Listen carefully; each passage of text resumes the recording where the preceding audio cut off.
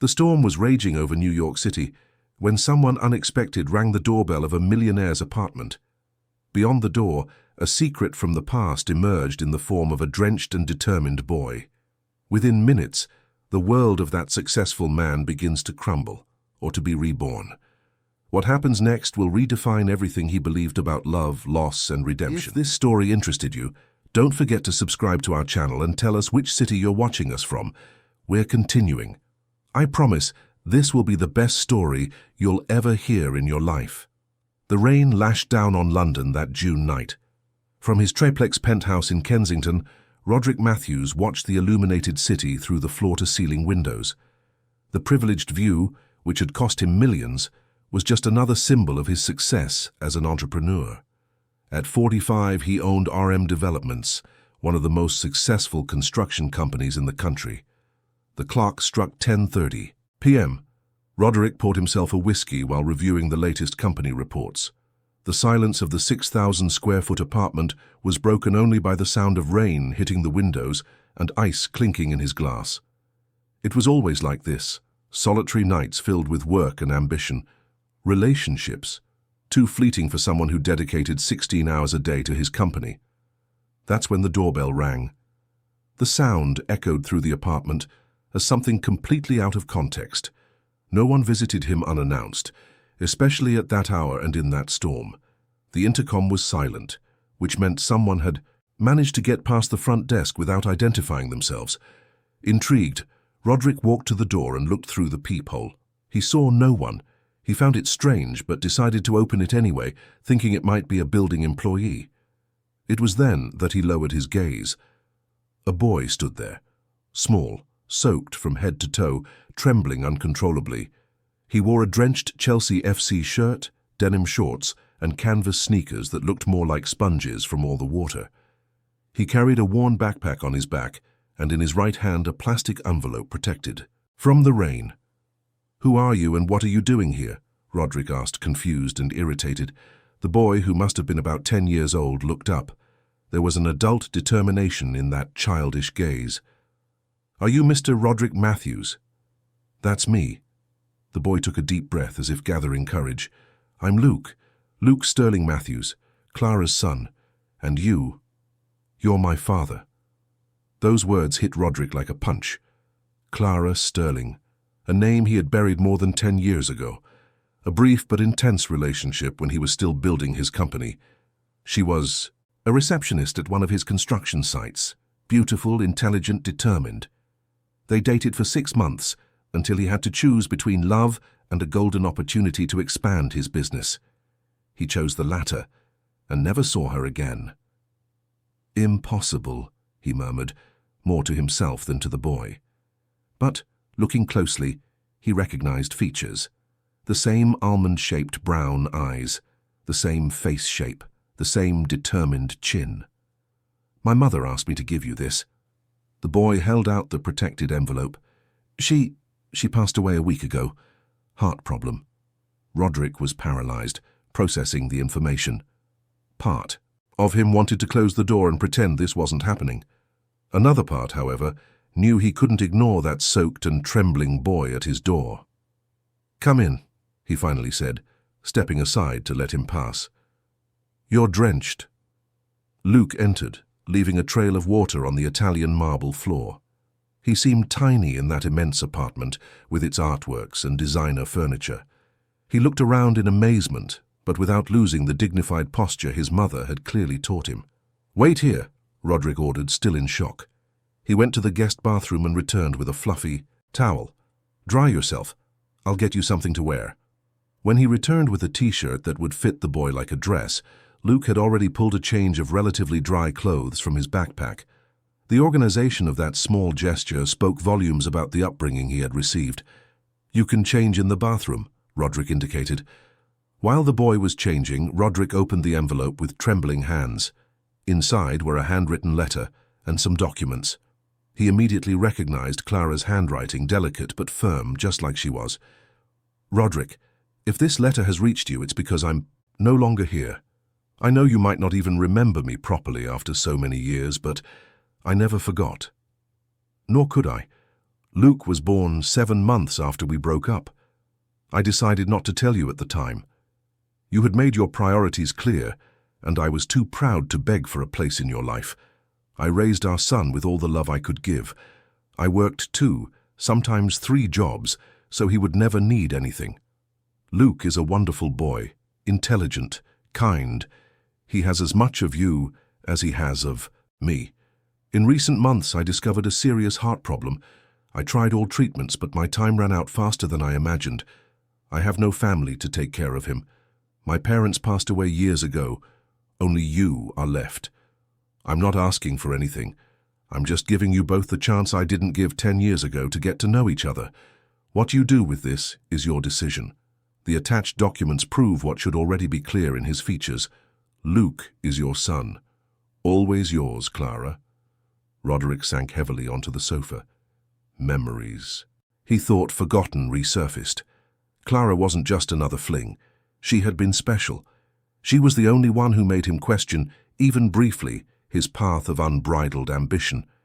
Now she was dead, and her son, their son, was there, in his bathroom, alone in the world.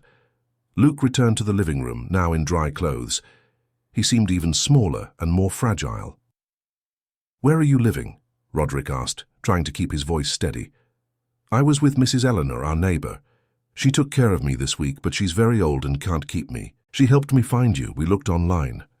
The simplicity with which the boy explained his desperate situation was heartbreaking. Roderick realized that despite all his wealth and power, he was completely unprepared for that moment. "Have you had dinner?" It was the most basic question he could formulate. Luke shook his head negatively. Roderick headed to the kitchen, a place he rarely frequented.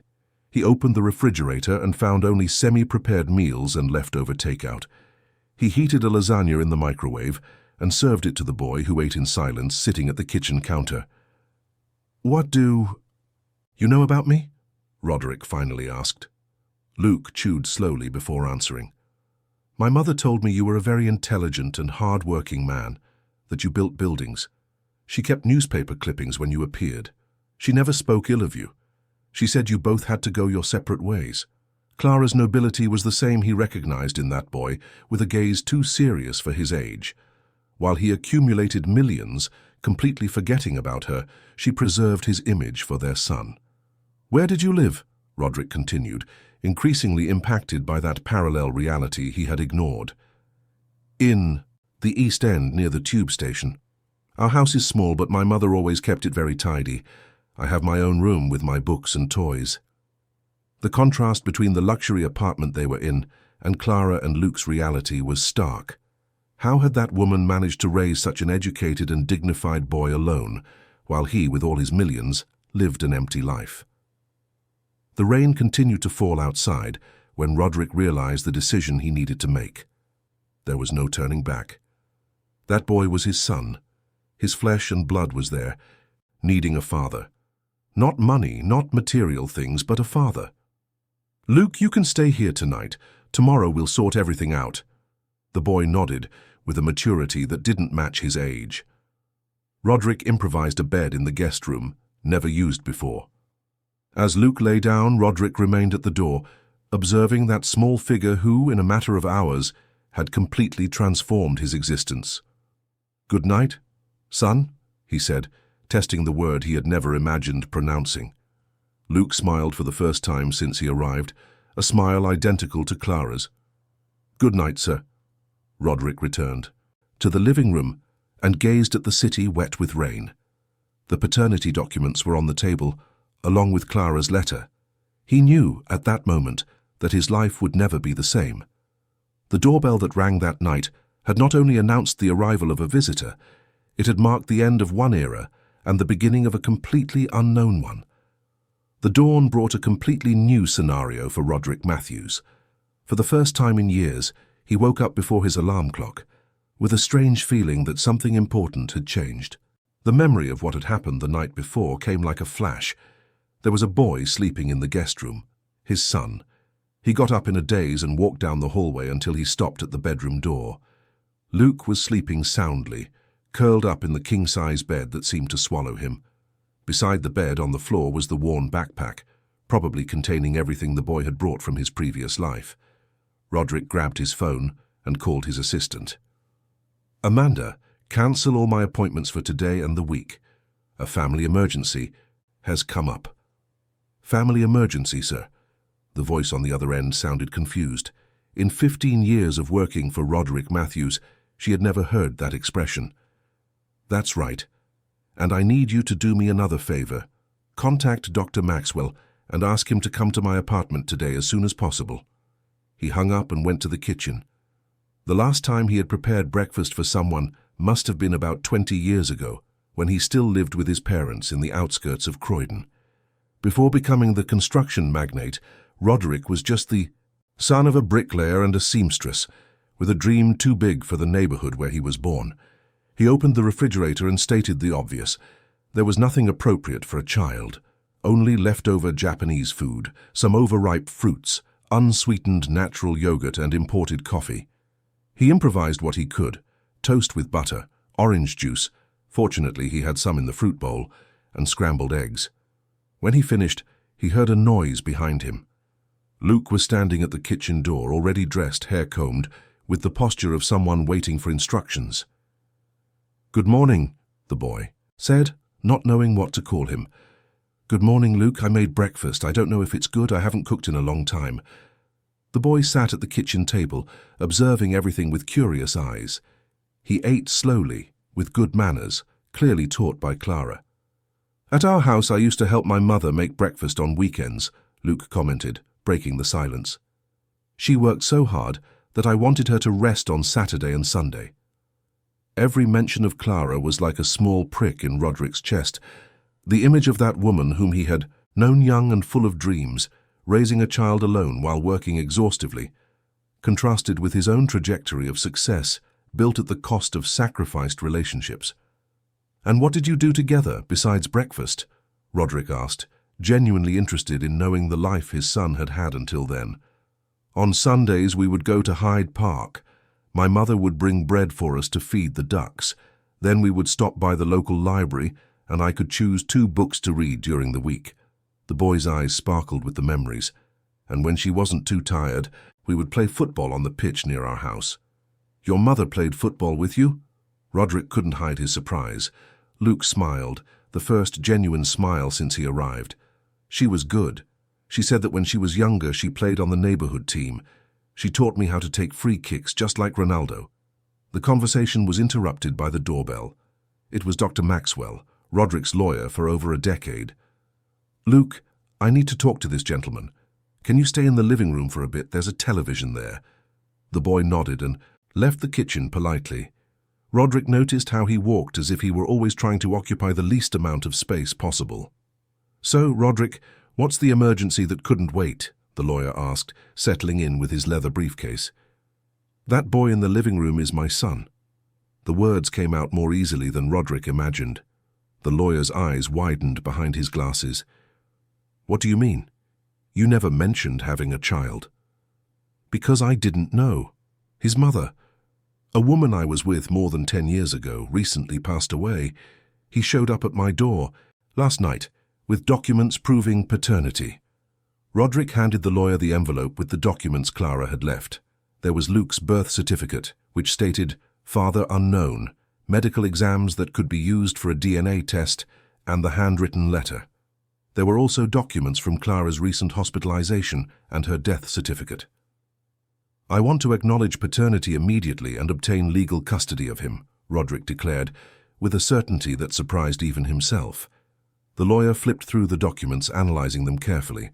"We'll need a DNA test for legal recognition, although I must say, looking at the boy, there aren't many doubts.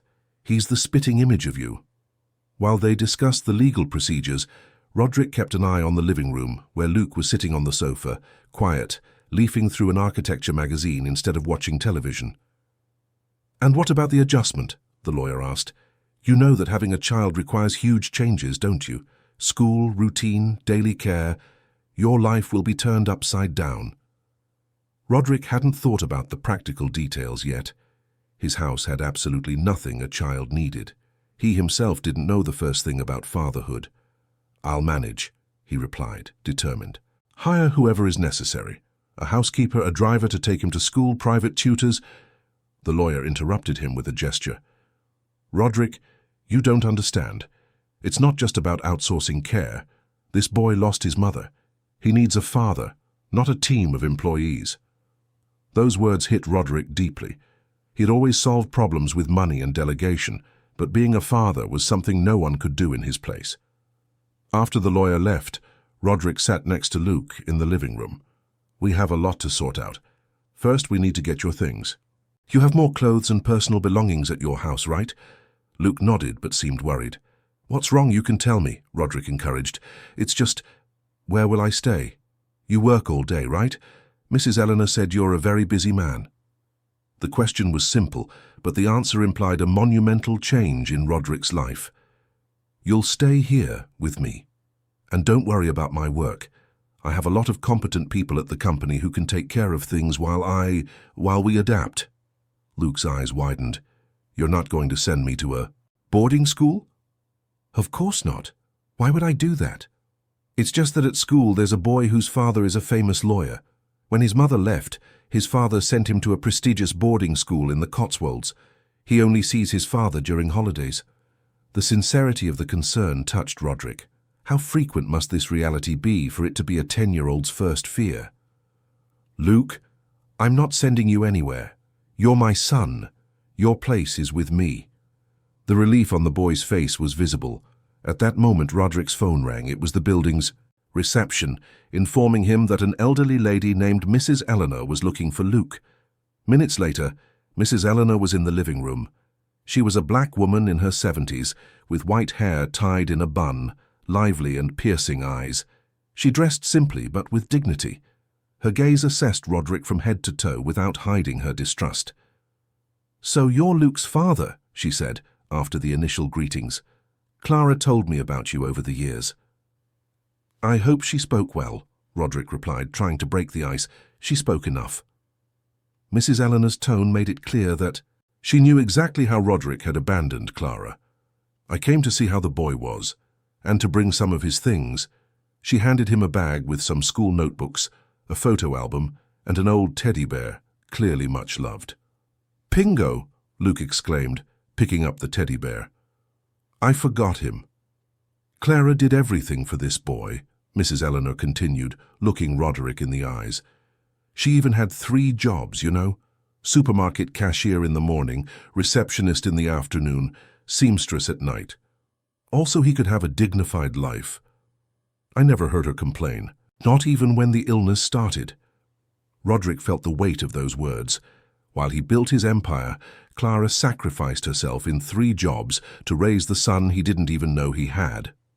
"Mrs. Eleanor, I know nothing I say will change the past, but I want you to know that I will take care of Luke now. He is my son and will have everything he needs."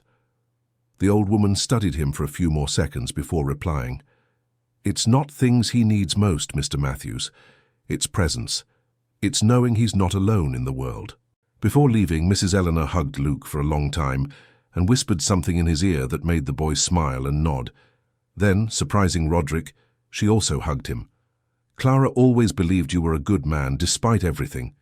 Don't disappoint her now." After her departure, Roderick and Luke remained silent in the living room. The businessman looked at the boy, who hugged the teddy bear as if it were his last link to the life he had known until then. "Let's do this," Roderick finally said. "Today we'll buy clothes and things for you. Tomorrow we'll go to your house to get the rest of your belongings. And then we'll start our life together. What do you think?" Luke just nodded, still clutching the teddy bear.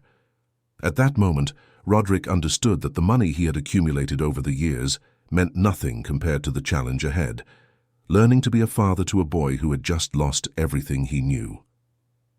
3 weeks had passed since Luke's arrival. Roderick's penthouse, once a minimalist and cold space, was beginning to show signs of a child's presence. A room was completely renovated for the boy, with blue painted walls, a bookshelf full of books, a desk for studying, and carefully framed Chelsea FC posters.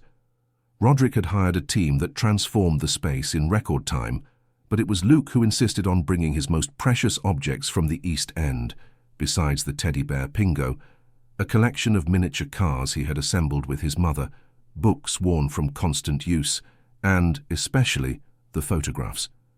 They were images of Luke with Clara at different times, in the park, at the beach, at school parties.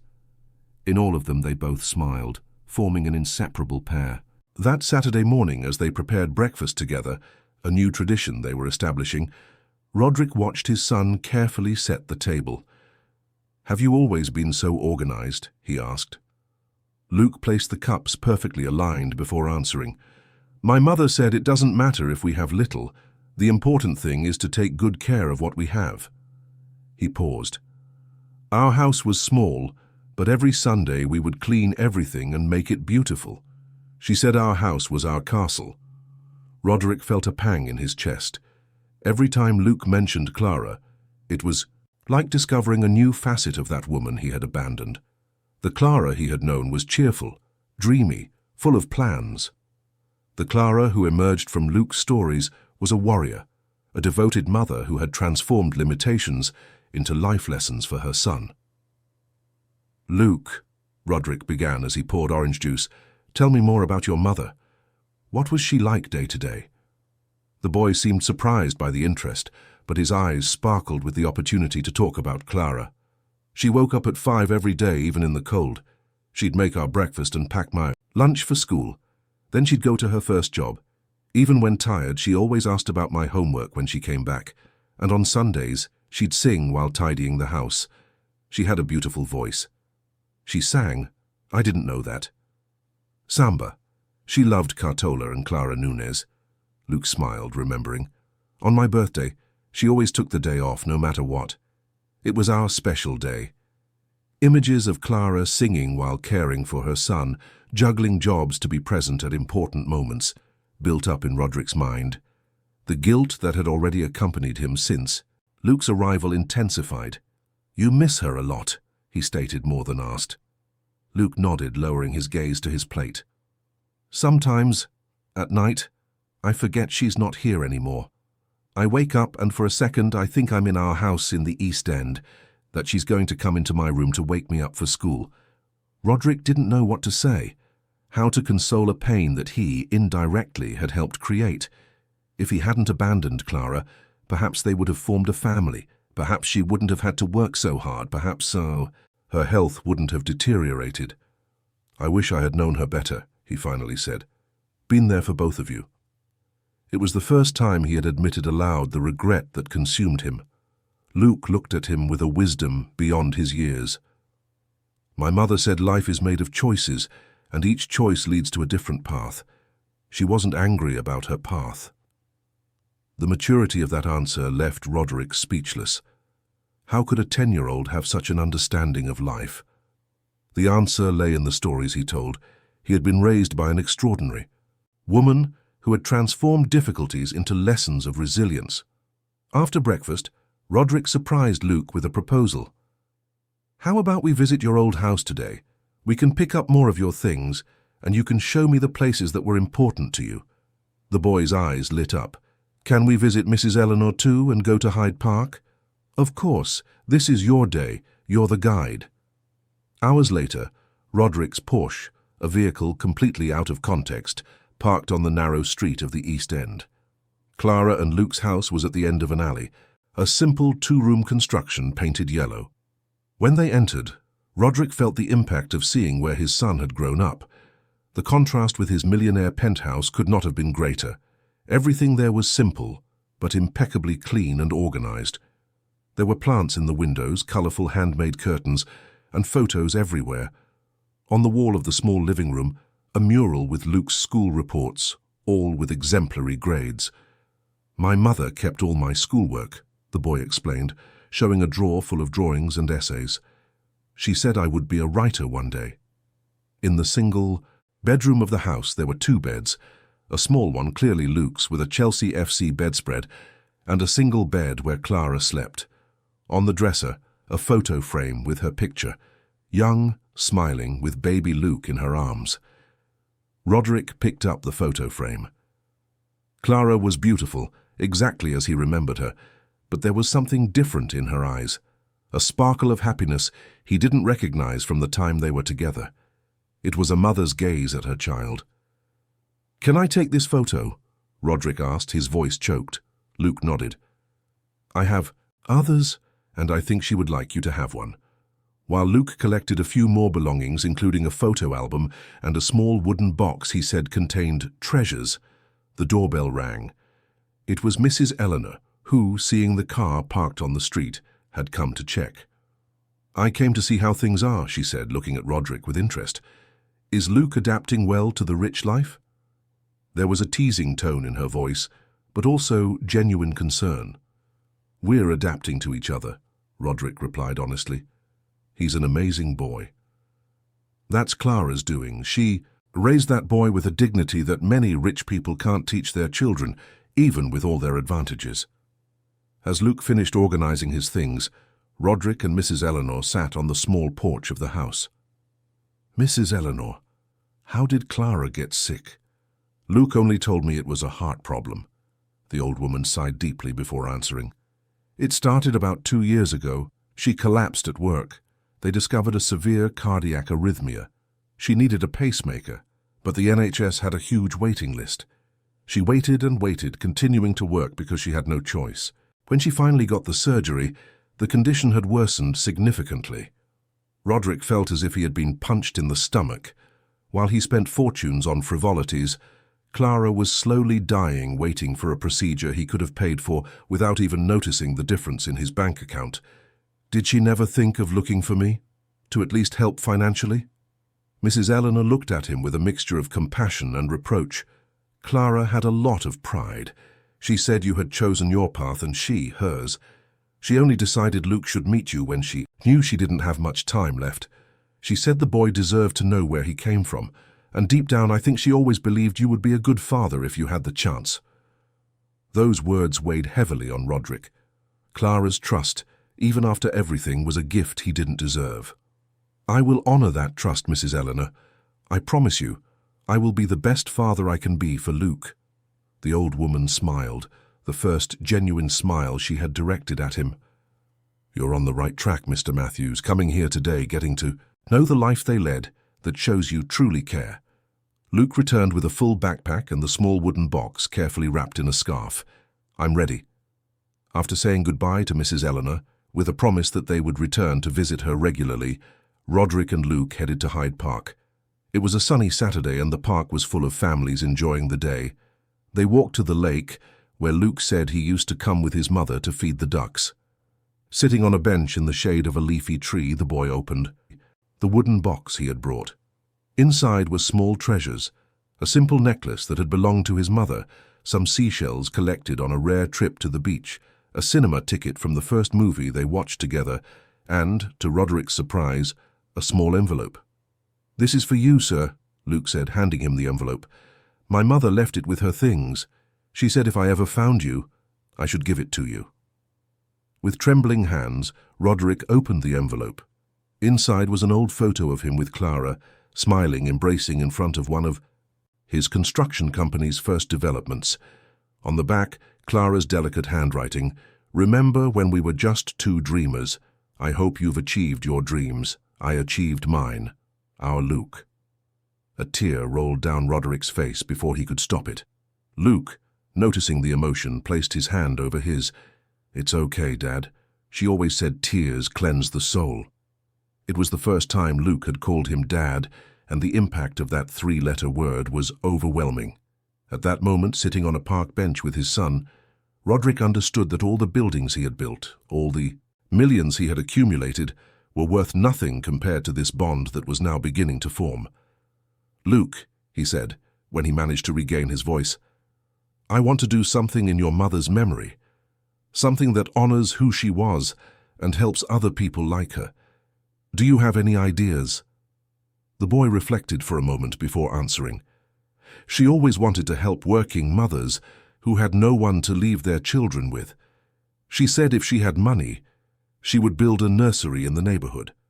Roderick felt something ignite within him, a vision, a purpose that went beyond business and profit. "Then that's what we'll do. We'll build not just one, but several nurseries, starting in the East End, and they will be called Clara Sterling Nurseries. Luke's eyes shone with a mixture of emotion and pride. She would like that, he said, looking up at the sky as if Clara could hear them. That afternoon, as they returned home, something had changed between them. They were no longer just a rich businessman and the son he didn't know, trying to adapt to each other. They were father and son united by the love of a woman who, even in her absence, continued to guide them. And Roderick, for the first time in many years, felt he was on the right path. 8 months had passed since Luke's arrival. Autumn covered London with its typical alternation between warm days and cool evenings.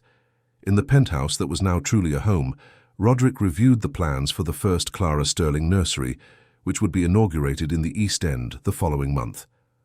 "What do you think about putting a climbing wall here?" he asked Luke, who leaned over the blueprint beside him with the seriousness of a young architect. The boy was no longer the same timid child who had arrived on that rainy night. He was taller, more confident, and his smile, once rare, now appeared frequently. The adaptation had not been easy.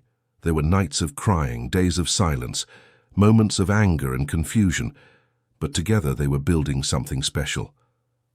"I think it's amazing," Luke replied, pointing to another spot on the blueprint. "And we could have a garden here for the children to learn how to plant. My mother always said that planting teaches patience." Roderick made the note, smiling. It was impressive how Luke incorporated Clara's teachings into every suggestion, keeping her memory alive in such a practical way. The nursery project had become a priority for both of them. Roderick had rearranged his work schedule to be more present in his son's life, delegating responsibilities and rediscovering what truly mattered. His mornings now began by taking Luke to school, St. Paul's School, where the boy had been accepted after admission exams that proved his excellent academic performance, a result of Clara's dedication to his studies. The doorbell rang, interrupting his thoughts. It was Julia Albright, the social worker who was overseeing Luke's adaptation process. "Good afternoon, Mr. Matthews. Luke, how are you?" she greeted, entering the living room with her folder. "We're planning a climbing wall for the nursery," Luke replied animatedly, while Roderick offered coffee. Julia smiled. She was a middle-aged woman with graying hair and kind but analytical eyes. Initially, when the judge assigned fortnightly follow-up visits, Roderick had felt invaded and judged. Now he recognized the value of that external perspective that ensured Luke's well-being. "I see the project is progressing," she commented, observing the blueprints. "How are things at school?" "Luke, much better. I've made some friends and I'm on the math team. We're having an inter-school competition next month. And you, Mr. Matthews, how are you balancing work and fatherhood?" Roderick served the coffee before replying. "Honestly, I'm still learning, but I've completely reorganized my schedule. Mornings and evenings are sacred, exclusive time for Luke, and I've been working more from home." Julia wrote something on her clipboard. "The school report is excellent. Luke is adapting well, has good grades, and seems to be forming healthy bonds. The psychologist also reported significant progress in processing his grief." Was now playing with Bartholomew, the caramel-colored mongrel they had adopted the previous month from an animal shelter. The dog had been another transformation in the previously minimalist and impersonal house. "I have some news," Roderick said, when they were alone while Luke took Bartholomew to the penthouse yard. "I'm expanding the project. In addition to the nursery in the East End, we're going to build 2 more, one in Tower Hamlets and another in Hackney." Julia's eyes lit up. She knew these deprived areas of London well and was aware of the lack of quality social facilities. "That's wonderful. Mr. Matthews, what motivated the expansion?" Roderick walked to the bookshelf and picked up a photo frame. It was the photo of Clara with baby Luke they had brought from the East End house. This incredible woman raised an extraordinary boy alone, working 3 jobs and facing difficulties I can't even imagine. And she wasn't the only one. There are thousands of Claras out there struggling to raise their children while working. The least I can do is help them. Julia nodded, genuinely impressed by the transformation of that man who 8 months earlier seemed completely out of place in the role of a father. "You know, Mr. Matthews, In 15 years as a social worker, I've seen many custody and adaptation cases, but few have given me as much hope as yours and Luke's. After Julia's visit, Roderick called Luke for a walk. It was a tradition they had established. At least once a week they would go out together to explore a new part of the city. They had already visited museums, parks, theaters, expanding the boy's horizons beyond the periphery where he had grown up, but also valuing his roots. That day, however, the destination was different. "Where are we going?" Luke asked as they got into the car. "It's a surprise, but I think you'll like it." 40 minutes later, they parked in front of a small, terraced house in Croydon, on the outskirts of Greater London. Luke looked confused at the place. "This is where I grew up," Roderick explained with a lump in his throat. "My parents' house." The boy's eyes widened, surprised. "Your parents? You never talk about them." "It's because I drifted away a long time ago. Out of pride, out of ambition, I chose to build my empire and left my roots behind. A mistake I don't want you to repeat." Roderick had never told Luke about his own humble origins. As the son of a bricklayer and a seamstress, he had grown up with many material limitations, but much love. When he began to prosper in business, he gradually distanced himself from his family, ashamed of his simple origins. The last contact had been at his father's funeral, 5 years earlier. "Your grandmother lives here, and she doesn't know you exist." The understanding of what that visit meant lit up Luke's face. "I'm going to meet my grandmother?" Roderick nodded, feeling the weight of the reconciliation he was about to attempt. "Her name is Mrs. Cynthia, and she's very much like Mrs. Eleanor in some ways." When he rang the doorbell, Roderick felt his heart race, as it hadn't since the most tense negotiations of his career. Moments later, an elderly woman with completely white hair, a face marked by time but lively and perceptive eyes, opened the door. She wore an apron over a simple dress, and her hands bore the marks of a life of hard work. She stared at him in silence for a few seconds, as if she couldn't believe what she saw. Then, without a word, she opened her arms and hugged him, letting the tears flow freely. "My son. After so long." When they separated, she noticed Luke's presence for the first time, who was watching the scene with emotion. "And who is this young man?" "Mum, this is Luke, my son." The old woman's eyes widened in shock. "Your son? But how?" "It's a long story, which I promise to tell you completely. But yes, this is your grandson." Mrs. Cynthia approached Luke, examining him with tear-filled eyes. "You have your grandfather's eyes," she said, caressing the boy's face. "He would have been so happy to meet you." Inside the simple but cozy house, between cups of coffee and freshly baked cornmeal cake, Roderick told the whole story. His brief romance with Clara, how he had abandoned her, how Luke had appeared at his door, and how that child was transforming his life. "Clara seemed like an extraordinary woman," Mrs. Cynthia commented after hearing the story. "She raised this boy with principles even alone." "Just like you raised Dad," Luke observed, already completely at ease with the grandmother he had just met.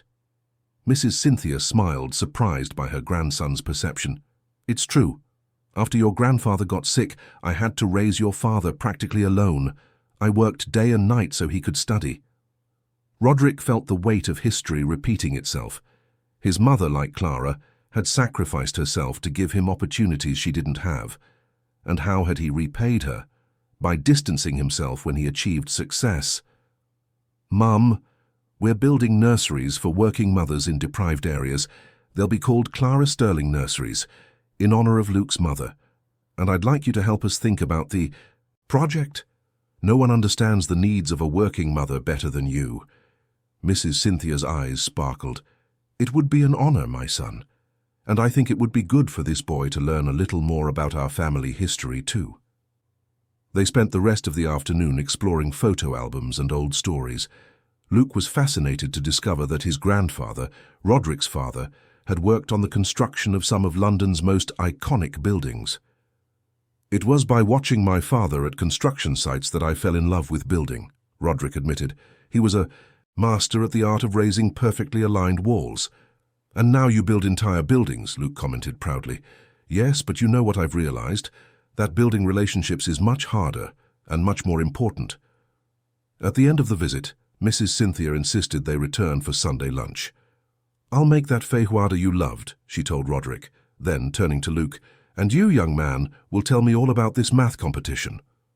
On the way back to London, Luke was thoughtful. Is everything all right, son? Roderick asked. I was just thinking, what if you had stayed with my mother? We would have been a family from the beginning. The sincerity of the observation hit Roderick deeply. I think about that every day, Luke, and I regret the choices I made. But you know what your mother would say. That we can't change the past, only learn from it and build a better future. That's exactly what she would say, the boy agreed, smiling. Upon arriving home, they found a surprise. Mrs. Eleanor was waiting for them, accompanied by a social worker Roderick didn't know and a child. A boy of approximately 8 years old, thin, with a frightened look, held Mrs. Eleanor's hand as if his life depended on it. Sorry to show up unannounced, Mr. Matthews, the old woman said, getting up from the building's reception sofa. But it's an emergency. Going up to the apartment, Mrs. Eleanor explained the situation. The boy's name was Matthew, and his mother, Mrs. Eleanor's neighbor, had been hospitalized in serious condition. With no other family, the child would be under state care until his mother recovered. If that happened. I would take care of him, but with my age and leg problems, social services didn't allow it, the old woman explained. So I thought of you. I know it's a lot to ask, but it's temporary until his mother's situation is resolved. Roderick looked at the frightened boy, then at Luke, who was already approaching Matthew with a welcoming smile, and finally at the social worker who awaited an answer with a neutral expression. What's his mother's situation? He asked quietly to the social worker. Acute heart attack. She's in the ICU. Prognosis uncertain. That word, heart attack, immediately evoked Clara and everything she had gone through. What if someone had reached out to help her when she needed it? Matthew can stay here for as long as necessary, Roderick declared, feeling it was the only possible decision. I have space, means, and most importantly, I know what it's like to be a frightened boy needing a home, don't I, Luke? His son nodded, already holding Matthew's hand to show him Bartholomew, who wagged his tail at the new visitor. Hours later, with the temporary custody papers signed and Mrs. Eleanor and the social worker having already left, Roderick was tidying the guest room for Matthew. Luke entered, observing the preparations. I think Mum would be proud, he said softly. Of what? Of seeing that you didn't think twice about helping Matthew. She always said that a person's true wealth is in what they do for others. Roderick hugged his son, marveling at the wisdom Clara had planted in him. I hope so, son. I hope she's proud. That night, as the two boys finally slept after a day full of emotions, Roderick sat on the penthouse balcony with Clara's photo in his hands. Thank you, he whispered to the smiling image. Thank you for trusting me even when I didn't deserve it. I promise not to disappoint you. A gentle breeze touched his face like a distant caress, and for the first time in a long time, Roderick felt he was on the right path. 2.5 years had passed since Luke's arrival. Life in the Kensington penthouse had completely transformed. What was once a cold and impersonal space made to impress had become a true home, full of life and stories. Luke, now almost 13, was taller, with adolescent features beginning to emerge. Matthew, who was supposed to be temporary, had become a permanent part of the family. The boy's mother had not survived the heart attack, and Roderick, with Luke's unconditional support, decided to legally adopt him. The process was in its final stages, and everyone eagerly awaited the moment Matthew would officially become a Matthews. That Saturday morning, the house was bustling. It was the grand opening day of the second Clara Sterling nursery, this time in Tower Hamlets. The first one, in the East End, had been operating for almost 2 years, serving over 100 children of working mothers in the area. The project had expanded, and now included not only nurseries, but also after-school spaces for older children and vocational workshops for mothers. Dad, I can't tie this tie, Luke complained, entering Roderick's room already dressed in his navy blue suit. Roderick smiled at the word Dad, which now flowed naturally. He remembered how, at first, Luke called him Sir, or simply avoided any form of address. "Come here," he said, skillfully adjusting his son's tie. "Nervous about the speech?" Luke shook his head. "A little, but Mum always said that nervousness is just extra energy we need to channel into doing something good."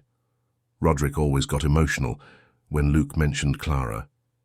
It was as if she were present, guiding them through her words of wisdom that the boy had cherished so much. "Your mother would be very proud of you today," he commented, giving a final adjustment to the tie. "Not just for the speech, but for everything you've become." The teenager smiled, that smile so similar to Clara's. "Of you too, Dad. She always believed you were a good man." The conversation was interrupted by Matthew, who burst into the room like a hurricane. At 10 years old, he was pure energy and spontaneity, the opposite of the more reserved Luke. "Guess who was invited? To play at the school music festival," he announced, beaming, dropping his backpack to the floor with a thud. "I have no idea," Luke teased. "It must be that skinny friend of yours who can't hit 3 chords in a row." "Very funny," Matthew retorted, throwing himself onto the sofa. "I'm going to play 2 original songs, and one of them is the one I composed for—" He hesitated, suddenly shy. "For," Roderick encouraged, "for Luke's mom. It's called Invisible Angel." Luke and Roderick exchanged emotional glances. Although Matthew had never met Clara, he had grown up hearing stories about her, seeing her photographs, visiting the spaces that bore her name. In a way, she had become a kind of mythical maternal figure for him too, someone whose example of love and resilience inspired not only the family they had formed, but all the lives they were transforming. "She would love it," Luke said, hugging his brother, "and it's going to be amazing to see you on stage." "We have to tell Grandma Cynthia and Mrs. Eleanor," Matthew reminded them. "They can't miss it." Roderick smiled, watching his sons. Their relationship was one of the greatest gifts life had given him. Luke, always more serious and thoughtful like his mother, perfectly balanced Matthew's expansive and artistic temperament. Together, they complemented and strengthened each other. The phone rang, and Roderick answered. It was Julia Albright, the social worker who had become a close family friend over the years. "Roderick, I need to talk to you urgently. We have a special case." There was something in her voice that caught Roderick's attention. "Has something serious happened?" "Actually, yes and no. It's about a 12-year-old girl. Her mother has just received a terminal cancer diagnosis. She has no father or other family members. The situation is delicate because, well, the mother's name is Marina Sterling. She says she's Clara's second cousin." Roderick sat down, stunned by the information. In all those years, they had never found any of Clara's relatives. She had always told Luke she was an only child and had lost her parents very young with no other close relatives. "Have you verified this information?" "We're checking, but she has old photos with Clara. They look authentic. And the girl, Roderick, she looks a lot like Luke." After hanging up, Roderick called the boys and told them about the call. Luke seemed shocked. "A cousin of my mother. She never mentioned any cousin." "They might have lost contact," Matthew suggested, always practical. "It happens in families." "Julia is bringing the girl and her mother here tonight," Roderick explained. "We'll find out more details. But regardless of whether they are actually Clara's relatives or not, they need help, and we can offer it." Hours later, the doorbell rang.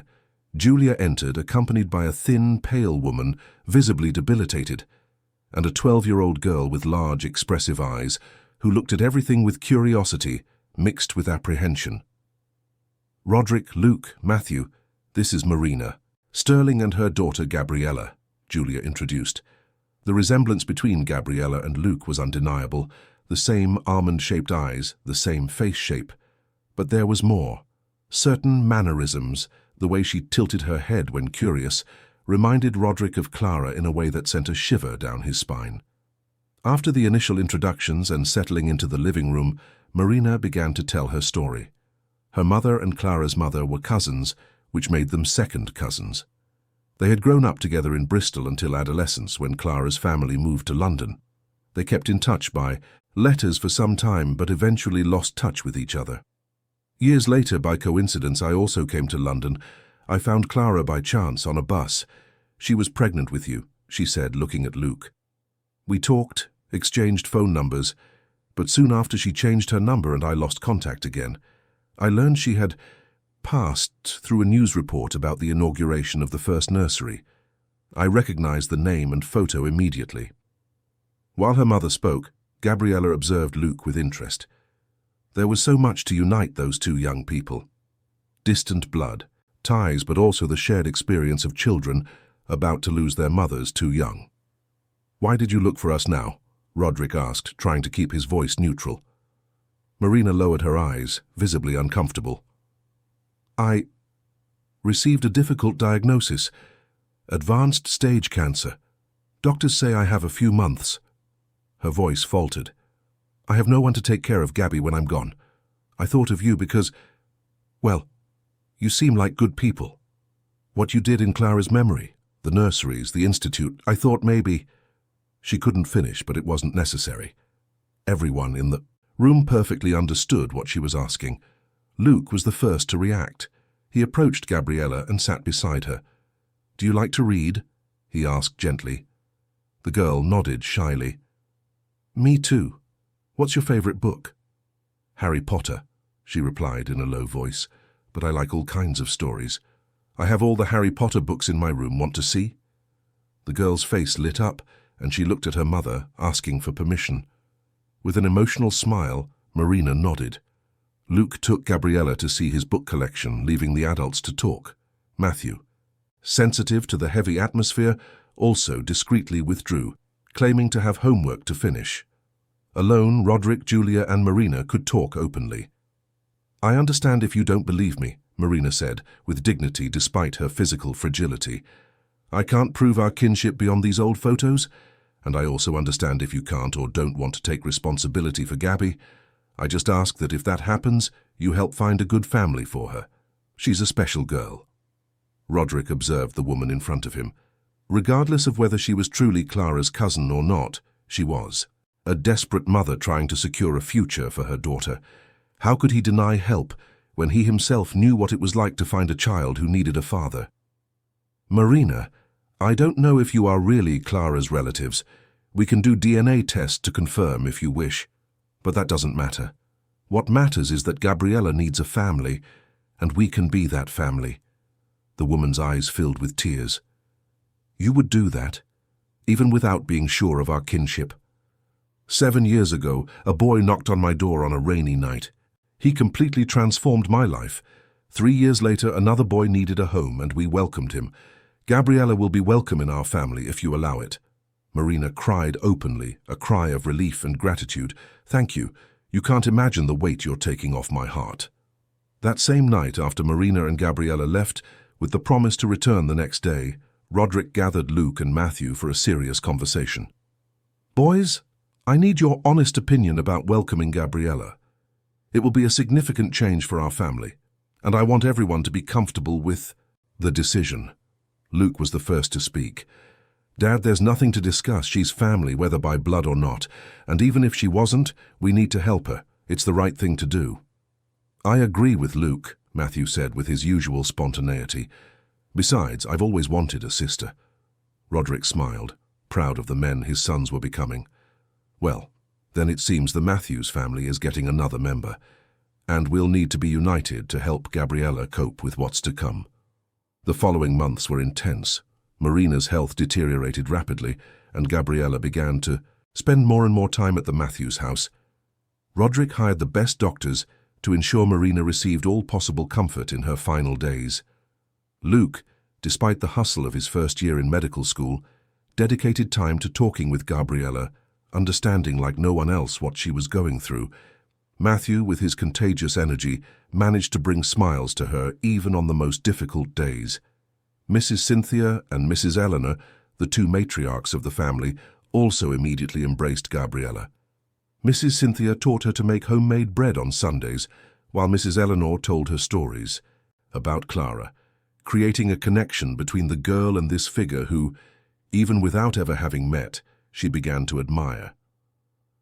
When Marina finally rested, on a quiet spring afternoon, Gabriella was already an integral part of the Matthews family. The official transfer of guardianship was facilitated by Julia, and soon the girl was settled in her own room, decorated with her favorite colors and a bookshelf filled with books. A welcome gift from Luke. A year after Gabriella's arrival, Roderick was in his home office, reviewing the latest figures for the Clara Sterling Foundation. What began with a nursery in the East End had expanded into a network of 7 units spread across London's most deprived areas, in addition to the Institute for Adolescence in Brixton, and a new project, mobile health clinics that served communities without access to basic medical services, inspired by Luke and his choice of medicine. A gentle knock on the door interrupted his thoughts.